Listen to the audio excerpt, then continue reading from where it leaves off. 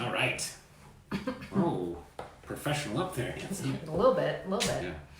All right, we gotta worry about this because Hanson's had 17 shots for breakfast. It's not true at all. I know, I'm just kidding. Okay, we've got a great show, and first of all, we'd like to thank you. Let me see those sunglasses there. These are the Craig forgot to bring his today, so we couldn't Ganair wear YPN. We had the Fall Food Festival last night. It was a big success. It was awesome. Thank you to everyone who came out. Thank you to everyone who participated and did all that. It was a fun time. Better than last year. We had awesome weather. It was amazing. It was awesome. For the record, I want to say I brought mine, and I told him to bring his, so Morning, we could Jessica. do a cool show. Yeah, we were gonna do a cool show. But now we can't because Craig. I mean, I'm cool, obviously, but obviously that one's not right there. Right. Okay. All right. So good morning, everyone. We've got. Okay. Here's the thing. I don't know if you guys are all in our marketplace in Northwest Indiana, but most markets across the country, there's a lot of extra brokers in the marketplace. You know, there's a lot of that because the real estate market is good. For those of you who went through the real estate boom of 2006-07 before the crash in 08, we got a ton of realtors in our business, and what we saw is a lot of unprofessional. Is unprofessionalism a word? Yeah, A really. lack of professionalism. That's part of it, but I think some of it has to do with not being trained, right? I would agree, but I think because there's so many extra people in the business, that's the way it goes. Yes. Yeah. Yeah, I think so right now. But I guess we're talking about the same thing. Good morning, Kelly. Whether we're talking about a lack of training or we're talking about just a bunch of just wild cards out there, you know, it's the Wild West right now. So Nicole and I are doing a service to this community. I want to do that thing, you know, that. Yeah, well, no, and the sound, the Western. Yeah, that one sort of. That was kind of it, but no, that was more it. Yes, yes. Can everybody hear that? Because it was pretty cool. I'm not gonna lie. All right, so we all have established that I'm pretty cool. No, I'm glad that sorry. I'm cool. You guys ever seen that movie, What We Do in the Shadows? Good, big shout out to that movie. That's my gosh! Before we start, speaking of, somebody legit went to ask Craig for his autograph last night when we were at YPN. It was a joke. Yeah, and I was like, oh my gosh, please don't do that, because his ego cannot stand being asked for an autograph. Big shout out to Dave Jacinto. Yeah, that was funny. He was joking. He didn't want my autograph. Sort of. But it was cool. It was nice to know. It was funny. All right. Nice to know that Dave's a secret fan of the show. I like it. Awesome. Okay. So here's what we're going to talk about. We're going to say 5 things realtors need to stop doing. You could end up in realtor jail. Not really realtor jail, but code of ethics. Not arbitration. Hearing. Yeah. Right? Yeah. Professional standards hearing. Yeah. Thank you. So without further ado, we're going to get into our 5 things to stop doing. 5 realtor don'ts. Number 5.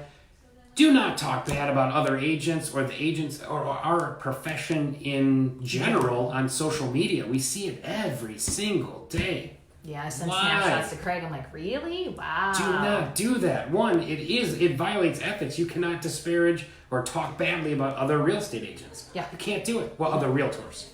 And I think it doesn't make you look that great. When you're doing it on social media, like, if you're doing that to another realtor, what else are you talking about? You know, I don't think it's a good shoe to put forth with your clients. Be positive. That's my blood type. But I always am positive. I thought it was kind of a cool coincidence. I was going to say I'm O negative. What does that make me? We know what makes you negative Nancy. That's not true. Shout out to everyone named Nancy, and apologies for negative Nancy comment. Okay. It just starts with an N. That's all I got. Okay. So that's number 5. It's very simple. Be professional, you know. I would hate it if I went to go see my doctor and my doctor's like, yeah, I gotta send you to this surgeon, but I hate those cutters. You know, they're always trying to cut stuff out. They're such idiots. You know, you would not have any confidence in them. So stop doing that. It doesn't make our industry look professional. Doesn't make us look good. And the good agents in our marketplace are doing a valuable service to buyers and sellers. So rise above it. True. Rise above it. Okay. Number 4. Don't say things you don't know to be true. This is hilarious. I have done a lot, even since running our training program and stuff like that. I go out on showings with new agents and things like that, and some of the things they say sometimes, one time it was a situation like, you know, it was a house, it was kind of on the outskirts of town, and the buyer asked hey, is this thing on a slab or is there a crawl space? And the agent, oh, it's on a slab. It was not. It was clearly on a crawl space. But the agent had, and I'm thinking, and the agent was like, they're very new in the business and stuff like that, obviously. But you could have looked at the sheet. I mean, you could have read that, and there's plenty of options that you could have done. But the best thing to do if you don't know is just to say, you know what? That's a great question. Let me get you the answer for that. Exactly. And then call the other agent or, whatever and find the answer out. The worst thing is to answer a question you really have no idea what it's going to be. Yeah, because that can come back to bite you later. You told me this was on a slab. Look at that. That was a good graphic. You told me this was in whatever school system. You told me this went to whatever elementary school. Things like that. That's a big no-no and can get you into big trouble later. Hi, Brittany. Yep. Is there anything else about that? I don't think so. I mean, it's pretty much like if you don't know, there's nothing wrong with saying, I don't know. Yep. You know? And I would say another thing too, like let's say from the other side, let's say you're interviewing someone or someone's interviewing you to list their home for sale, and they might ask you things like, hey, what are you going to do to sell my house? Be careful what you say too if you're not really going to do all those things, like because they will ask you. And guess what? They will remember every word that you say. Yes. Yeah. So get a good marketing plan, get it written out, with everything that the answer and all that kind of good stuff. But again, if you don't know, that's a great question. Let me get back to you. Yep. And then get back to them. Write it down. I always carry, when I go show a house, I always give like my client a client detail. I carry an agent detail. If they have a question about that house, I write it down. Then when I do my feedback, which I always do most of the time, 99% of the time, then I'll ask the agent those questions. That's kind of the old school way with the agent detail. Like yeah, they should get a showing sheet. Yes, I agree with that. You should have your agent detail, but I don't keep all that paper, so I normally use like Google Keep or some other kind of note function, or I text it to myself because who's ever walked away from a showing and said, oh, what did that buyer ask me? And they don't remember because you have too many things going on. You got 4 phone calls right after that or whatever happened. So just make sure you kind of write it down so you can remember. I agree with that That's a great tip. We'll do another show on that. Nicole getting me up to speed. So number 3, don't wait to escalate to management. Now this is kind of a big one. And a lot of, I think, rookie or newer agents fall into this trap sometimes. It's not even rookie or newer agents. I've seen other agents. Nope. Well, I'm saying from the perspective of, let's say you sent an inspection response or you sent something in writing to the other party and that other agent has not responded that they got it or whatever. And let's say it goes 2 or 3. I actually seen it go longer than 3-4 days. Yes. And I asked, I said, well, did you reach back out? And they said, well, no, but I sent them an email 4 days ago and they never responded yet. I said, you didn't follow that up with a phone call, a text, a Facebook message, a Instagram message, a tweet, a snap picture, a Pictionary, anything. Snapchat, like, hey, could you respond to that? Yeah, something, You owe it to your client to get an answer and get an answer quickly. I always give agents at least 24 hours, but after 24 hours, and usually I will always make 2 different attempts, and if I did one from email and they still didn't respond, then I'm going to escalate to a phone call or whatever, a text, whatever.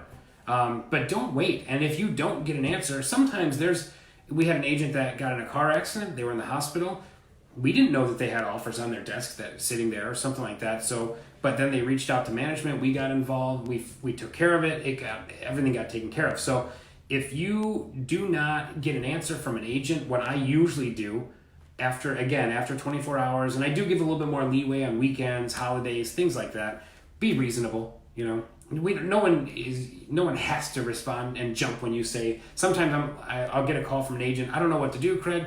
They haven't responded. Should I get management involved yet? And I'll say, how long has it been? It's been like 2 hours already, and they haven't responded. And I'm like, what? 2 hours? Give them a day. Yeah, I think the big thing, some things I've seen lately are agents not responding to timelines. And it's really frustrating when you're sending out an offer and you've called an agent over a day and they haven't responded to the original saying, hey, I got the offer. Or I've seen inspection timelines, all kinds of things like that. Oh my gosh, he's drinking his coffee off screen. His McCafe coffee, by the way. But not a sponsor. It's license law. You have to present to sellers. You have to respond to offers in a timely manner. Anything, we're all time bound once you write that purchase agreement for everything. Yep. So you don't have a choice but to do that unless you want to get in trouble. And if someone does go to your manager because of your lack of communication, by the way, communicating with other realtors is also part of the code of ethics too. So you could kind of get in trouble for that too, although that's one of the toughest ones to prove. But don't get angry at another agent that went to your manager. They're not telling on you. Quite frankly, probably weren't doing your job, so they had to do your part too. So suck it up, Buttercup. Yep. All right, moving on to number 2. Are we ready for that? Sure. Boom. Number 2. Don't, nice double negative, me. Don't not file a complaint. Okay. We are in a time where we have a lot of other agents. Hey, thanks, Brad. Thanks, Brad. We are in a time where we have a lot of agents out there. There's a lot of people, like I said, maybe a slight lack of training at times. When someone does something really wrong, clearly violates code of ethics, you have to file a complaint on it. The complaint process is not very complicated. It's how we police ourselves. So if we think there's a lack of professionalism in our industry, which I hear a lot of rumblings about that. Yeah. That's why. In fact, there's been times where I don't know that we had any ethics like complaints going in right now. We're working on a couple of them right now. So, but I think it sucks. I think the thing is don't complain. So number 5, don't talk bad about other agents. Do something about it. Don't sit there and be like, oh yeah, this agent, blah blah blah. Actually, go and do something about it. You have to.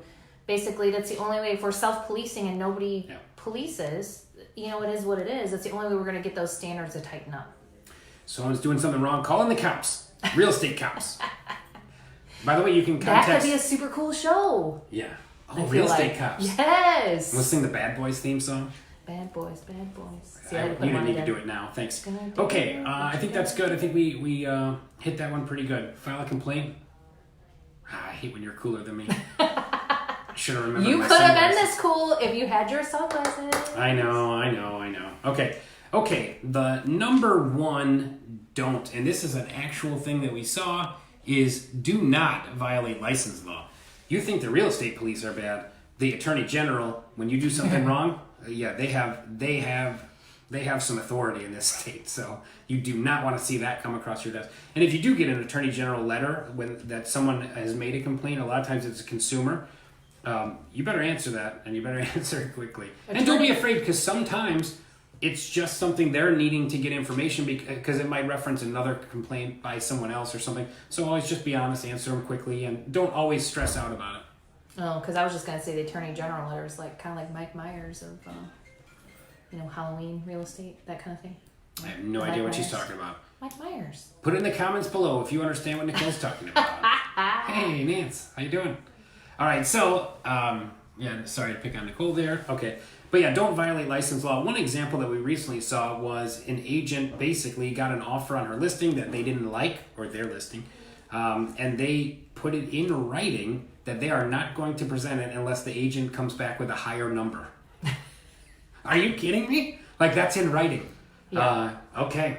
All right, you have no authority to do that. You violate the fiduciary responsibility of your client. That's bigger than an ethics violation. That is a license law violation. You could lose your license. You could get reprimanded. You can get all kinds of bad things. Plus, it could be a bigger problem. It could be a criminal issue. Yeah. I don't know if they would go that far, though. I think that's why we have to take code of ethics. What is it, every other year now? Every other year we have to take it to remind us. Oh, Craig broke the camera. Hopefully you guys can still see us. I was just trying to wave to Katie. I think that's why we have to do code of ethics every other year. I think to help remind people what is ethics and license law violations, because I think sometimes we get some cowboys in there like Wild West, like we can do what we want kind of thing, and we got to remember we're licensed for a reason. Craig just wrote the date. He distracted me. So I don't know. I don't know where I'm going with that. Well, then next time, focus, all right?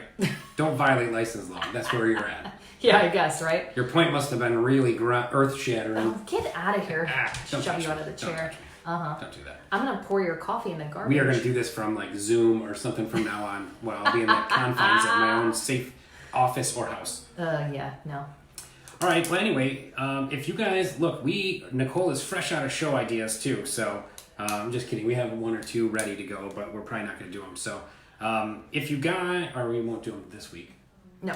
If you think of anything you'd like to know about, or you'd like us to expand on, Sure. please let us know. Yeah. Other than that, share, comment. What does it say? Craig is scaring me. I'm sorry, Steve. Steve Stasny, shout out to him. Craig is a scary Not the guy. greatest hugger, but he's all right. All right. Yeah, right, Kelly. It's ridiculous. People can get in big trouble for that. Okay, so and they should be reported. Unfortunately, as much as no one likes to do that, it's how we have to police our own organization.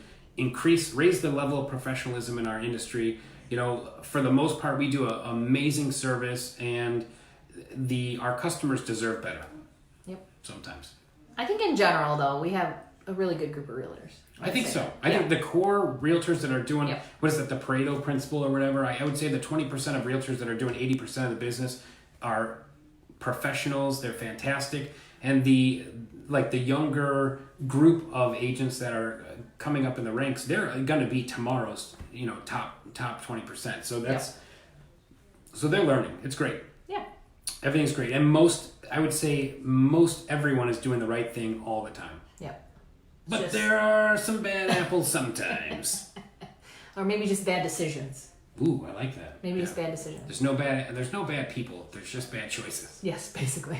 I disagree. There's some bad people, but not many. All right. Anyway, and no bad realtors. That's good. Realtors? That's how I say I didn't disparage any realtors. Yeah, right. Yeah. All right. Anyway, thank you guys, everyone. Yeah. That's all we got for today. All right. Thanks. Have a great week. Thanks, guys. And bye. See you next week. I Week. can't even talk. Week.